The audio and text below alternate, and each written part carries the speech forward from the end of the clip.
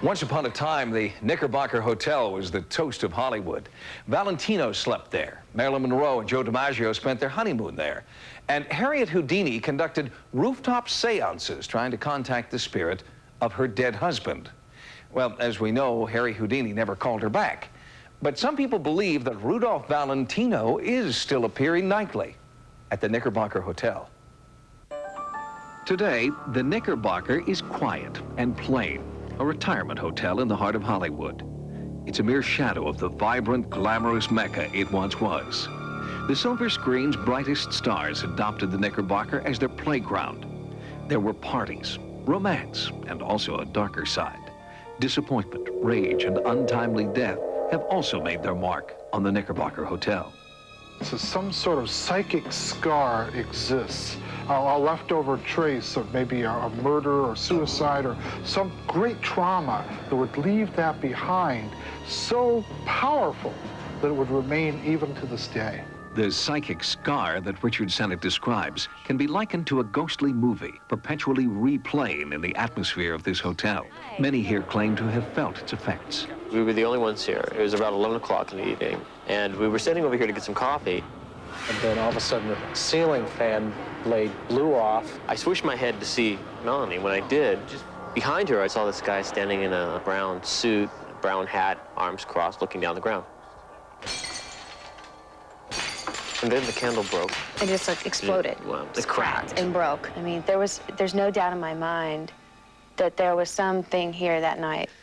Paranormal investigators believe that locations with a great deal of traumatic history bear the scars of their tragic past on the present. What eyewitnesses describe as a haunting, investigators describe as spiritual residue of an emotional event permanently imprinted on the environment. And the environment here is rich in emotional history, particularly in the hotel's bar and restaurant areas, which have recently been renovated and reopened as the All-Star Cafe. The Hollywood Knickerbocker has had a lot of history of stars and luminaries.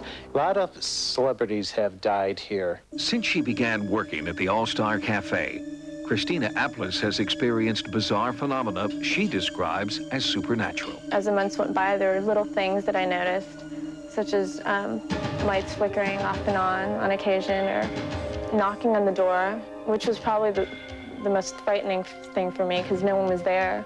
And then there was a recent incident when I was just working here by myself. The front door opened and closed by itself, and it's a heavy door. It can't be just moved by the wind.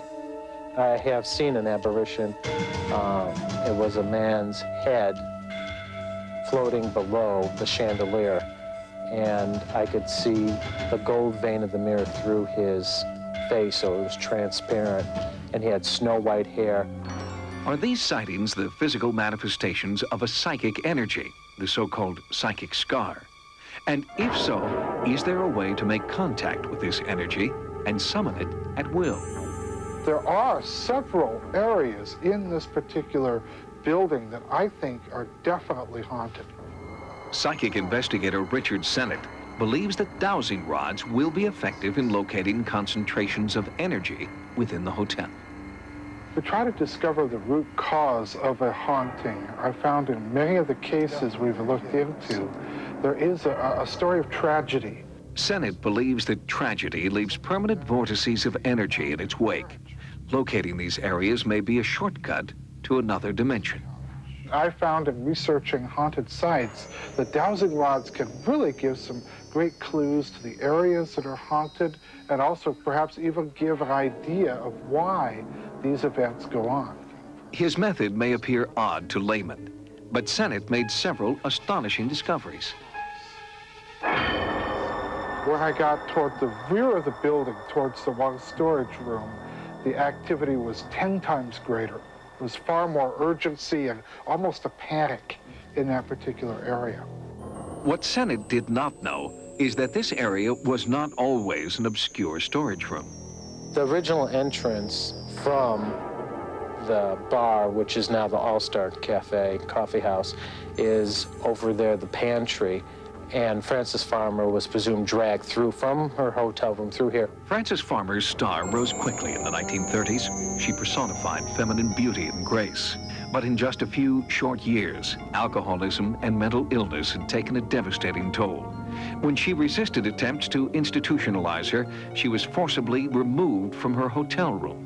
And this is where Frances Farmer was dragged through nude to be publicly humiliated in front of the guests, and so they could deem her, you know, insane, and then the lobotomy was performed on her.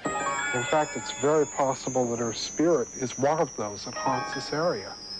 A sight of such great humiliation could definitely have left behind some unfinished business.